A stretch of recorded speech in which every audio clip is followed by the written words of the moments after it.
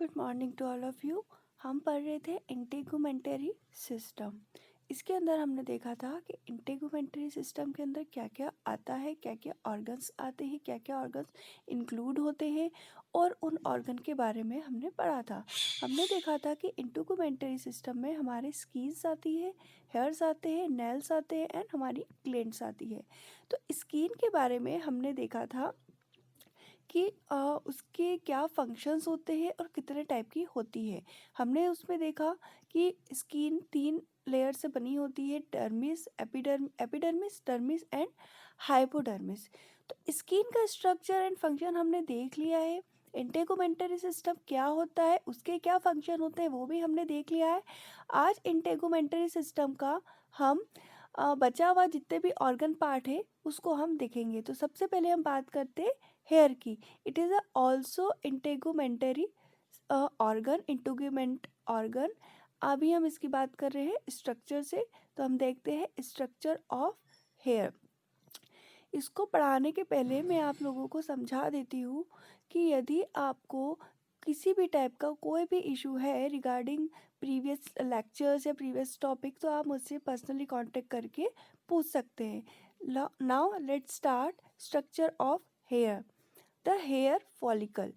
जब भी स्ट्रक्चर बनता है हेयर्स का तो उसमें सबसे पहला पार्ट होता है हमारा हेयर फॉलिकल का। हेयर फॉलिकल्स क्या है? Hair follicles are the organs that form the hairs.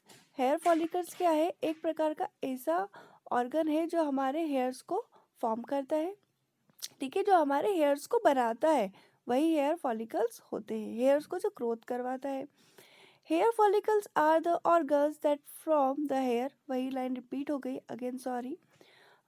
Located deep in dermis. ये जो इनका लोकेशन होता है वो डर्मिस में डीप साइड में होता है। डर्मिस का जो डीप साइड होता है वहाँ पे हेयर फॉलिकल्स पाए जाते हैं। Produce non living hairs. ये नॉन लिविंग हेयर्स जो होते हैं उनको प्रोड्यूस करते हैं। मतलब नॉन लिविंग हेयर्स से मतलब होता है कि आप देख पाते हैं कि हमारे कुछ हेयर्स नॉन लिविंग होते हैं, मतलब कि वो उसमें किसी भी प्रकार से कोई जान नहीं होती है, वो टूटते हैं तो हमें पता भी नहीं पड़ता और वो टूट जाते हैं। जो हमारे बाल झड़ते हैं उन्हें कहते हैं non living hairs. Wrapped in dense connective tissue sheet.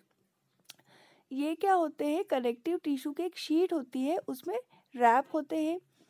Base in surrounded by sensory nerve. Root hair plexus, ठीक है। इसका जो बेस होता है वो, मतलब जो हमारा हेयर फॉलिकल की हम यहाँ बात कर रहे हैं, हेयर फॉलिकल का जो बेस होता है वो सराउंड होता है किससे? सेंसरी नर्व को, जिसको हम कहते हैं नर्व से, जिसको हम कहते हैं रूट हेयर प्लेक्सस, ठीक है। अब ये जो सेंसरी नर्व है ये क्या करते हैं? हमारे हेयर फॉलिकल्स में या हमारे हेयर्स में, स्कैल्प में बैक्टीरिया जो पनप जाते हैं उसको कंट्रोल करने का काम करते हैं। अब हम बात करते हैं accessory structure of hair. Hair follicle is the main part of structure, okay. And अब इसके कुछ एसेसरी स्ट्रक्चर्स होंगे, उसकी हम बात करते हैं। तो पहला है एरेक्टर पिली, ठीक है। एरेक्टर पिली का डायग्राम आप यहाँ राइट हैंड साइड में देख पा रहे हैं, ओके। एरेक्टर पिली जो है वो इनवॉलेंटरी स्मूथ मसल से बना होता है। कॉज करता है हेयर टू स्टैंड अप, मतलब हेयर्स को बिल्कुल सीधा करने का ये काम करता है। प्रोड्यूस गूज पम्प। जो गूज पम्प आ जाते हैं हमारे हेयर्स पे, आप देखेंगे जब बिल्कुल डीपली, आप खुद के बालों में तो शायद ही देख पाए, दूसरों के बालों में या दूसरों के हेयर में आप देखिएगा कि जहाँ पे रूट्स होते हैं वहाँ पे हमारे कुछ गूज पम्प्स देखने को मिलेंगे, ठीक है। गूज बम्प जो होते हैं वो ये एरियो रिसेप्टर पिली प्रोड्यूस करती है।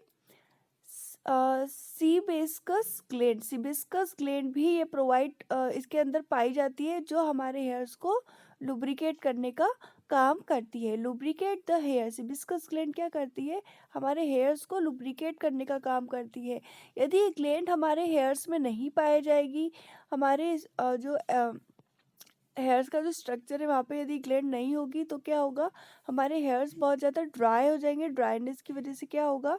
वो बहुत ज़्यादा रफ हो जाएंगे, अनहेल्दी हो जाएंगे, ड्राइनेस आ जाएगी, जिससे हमें डैंड्रफ का प्रॉब्लम हो सकता है। तो जिसके पास हिबिस्कस ग्लैंड बहुत अच्छी है उसको कभी भी डैंड्रफ का प्रॉब्लम नहीं होता है।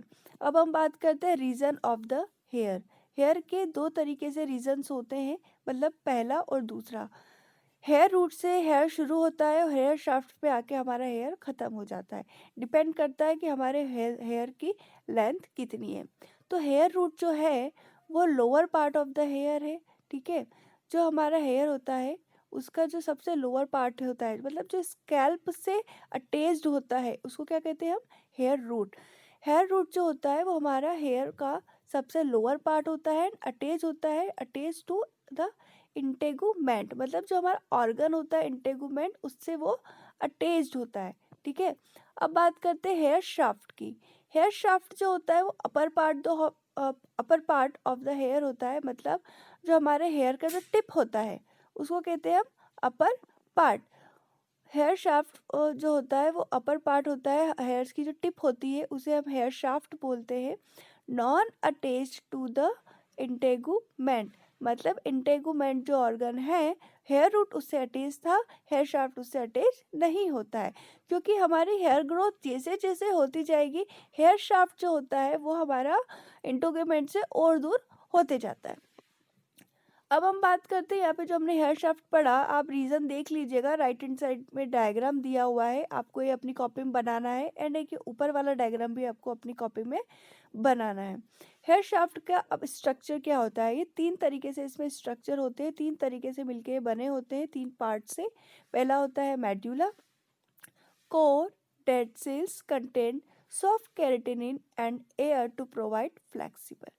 मेड्यूला जो है वो क्या होता है? एक प्रकार से कोर एंड डेड सेल को कंटेन करती है, और उसके बाद में सॉफ्ट केराटिनिन जो प्रोटीन होता है उसे प्रोड्यूस करती है, एंड उसको एयर एंड हेयर्स को एयर प्रोवाइड करती है, जिससे हमारा एयर कुछ फ्लेक्सिबल जो हेयर है, एयर प्रोवाइड करने से क्या होता है कि जो हमारा हेयर है वो बहुत ज़्यादा फ्लेक्सिबल कंडीशन में आ जाए। दूसरा पार्ट होता है कॉर्टेक्स। ये एक प्रकार से मिडिल लेयर होती है और डेड सेल को कंटेन करके हार्ड केराटिनिन प्रोवाइड करती है। किस लिए? स्टिफनेस को बढ़ाने के लिए। मिडिल लेयर है, डेड सेल को कंटेन कर रही है, और उसके बाद में हार्ड से केराटिनिन होता है उसको भी वो प्रोवाइड करती है, जिससे हमारे हेयर में स्टिफनेस प्रोवाइड हो। थर्ड है cuticle, outermost overlapping dead keratinoid cell from shiny surface। Cuticle का क्या काम होता है? हमारा जो हेयर है उसका सबसे आउटर मोस्ट पार्ट होता है, और जो हमारे डेड सेल्स होती है, जो डेड केराटिनाइड सेल्स होती है, वो उसको ओवरलैप करती है, और हमारी जो हेयर की सरफेस होती है उसको वो शाइन करने का काम भी करती है। ये तो बात हो गई हमारे हेयर शाफ्ट के स्ट्रक्चर की। अब हम बात करते हैं हमारा जो ओवरऑल हेयर है उसके क्या क्या फंक्शंस है, ठीक है। हेयर का सबसे पहला फंक्शन हम देखेंगे हेड में। तो हेड में ये क्या करते हैं? यूवी का प्रोटेक्शन करते हैं, यूवी प्रोटेक्शन करते हैं, मतलब जो हमारी डायरेक्ट सनलाइट जो हमारे सीधे हेड पे पड़ती है उसको ये रोकने का काम करते हैं। कुशन फॉर फ्रॉम ट्राउमा, ट्राउमा कंडीशन में ये एज अ कुशन वर्क करते हैं, इंसुलेशन करवाते हैं। Non sterilise year canals eyelashes prevent entry of foreign material.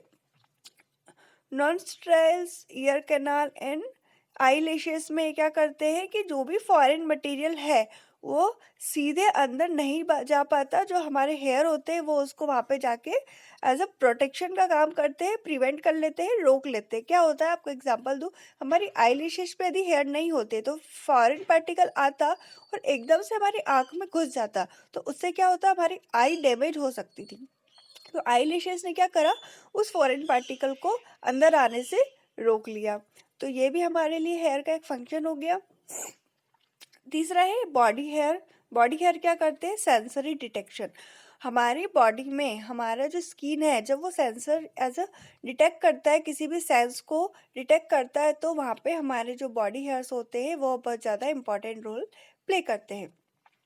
Hair root plexus, sensory nerve at base of hair follicle that detects slight movement of hair। जो hair plexus है, root hair plexus है, वहाँ पे sensory nerve पाई जाती है जो हमारे hair follicles में डिटेक्ट करती है कुछ स्लाइड्स मूवमेंट ऑफ हेयर, मतलब कि जो हमारे हेयर फॉलिकल वाली जगह है वहाँ पे थोड़ा बहुत हेयर्स का मूवमेंट करवाती है, ठीक है। एरिएक्टर पिली मसल, अब यहाँ पे हेयर का क्या काम है? Attach to every hair follicle, contract to strain hair perpendicular to skin surface, ठीक है।